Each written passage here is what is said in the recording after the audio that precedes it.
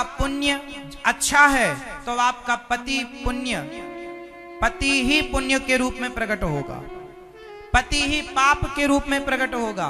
आपका बेटा अच्छा है मतलब आपका पुण्य ही बेटे के रूप में प्रकट होकर आपकी सेवा करता है, और आपके पाप ज्यादा हैं तो ऐसा बेटा मिल जाएगा जो आपको बहुत सताएगा, वो आपके पापों का दंड है। ये कर्म का लेखा है मेरी माँ, को ना काहू को सुख दुख कर दाता, निज कृत कर्म भोग सब भ्राता। कोई किसी को सुख नहीं देता, कोई किसी को दुख नहीं देता, हर व्यक्ति अपने किए कर्म का फल भोगता है, अच्छे का अच्छा और बुरे का बुरा। पेड़ बोए बबूल का तो आम कहां से आए, पेड़ जो बोया है फल भी वही होगा। तो जैसी करनी वैसी भरनी, आज किया कल पाएगा, चढ़ता सूरज धीरे धीरे ढलता है, ढल जाएगा। इसलिए मेरी मां इसे कर्म भूमि कहते हैं। क्या बोलते हैं जोर से? ये कर्म भूमि है, यहां की ये कर्म का फल भोगने आना। आप लोग क्यों आए हैं? अपने अपने कर्मों का फल भोगने, या बुरा कर किया था उसका भोगने आए हो, या अच्छा किया था उसका। आप आज धन धान्य से भरपूर हैं, इसका मतलब आपने कोई अच्छा कर्म किया होगा, उसका पुण्य आपको फल मिल रहा। आपने बुरा किया होगा, बुरा मिल रहा। बस किसी के पुण्य का उदय होता है, किसी के पाप का उदय होता है। सारा समय एक सा नहीं होता।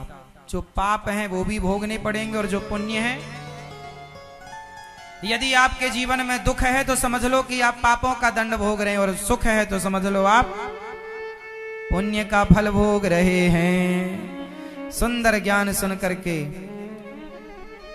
चित्रकेतु आह्लादित हुए, वही वृत्तासुर बने और आज इंद्र के हाथों मृत्यु हुई। भगवान के परम भक्त हैं श्री प्रहलाद जी। प्रहलाद जी अपने पिता के पास रहते हैं और कीर्तन जब करते हैं तो हिरण्यकश्यपु गुस्सा हो जाता। क्यों रे, कहाँ है तेरा भगवान? दिन भर नारायण नारायण हरि हरि लगाए रहता, कहाँ तेरा भगवान? यदा देवेषु वेदेषु गौसु विप्रेषु साधुषु धर्मे मयि च विद्वेषा सवा आशु विनश्यति।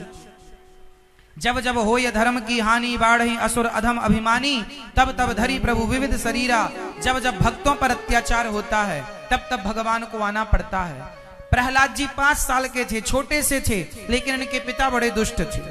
हिरण्यकश्यपु कभी प्रहलाद जी को आग में जलाने की कोशिश करता, कभी हाथी के पांव के नीचे दबाने की कोशिश करता, कभी नाग से डसवाने की कोशिश करता। एक बार तो होलिका लेकर बैठ गई, खुद जलकर भस्म हो गई, पर प्रहलाद जी का बाल भी बांका। प्रहलाद जी पढ़ने के लिए संडामर्क के पास गए, पढ़कर आए तो प्रहलाद जी से पूछा हिरण्यकश्यपु ने क्या पढ़ा है? तो 9 बातें बढ़िया बढ़िया सुनाई।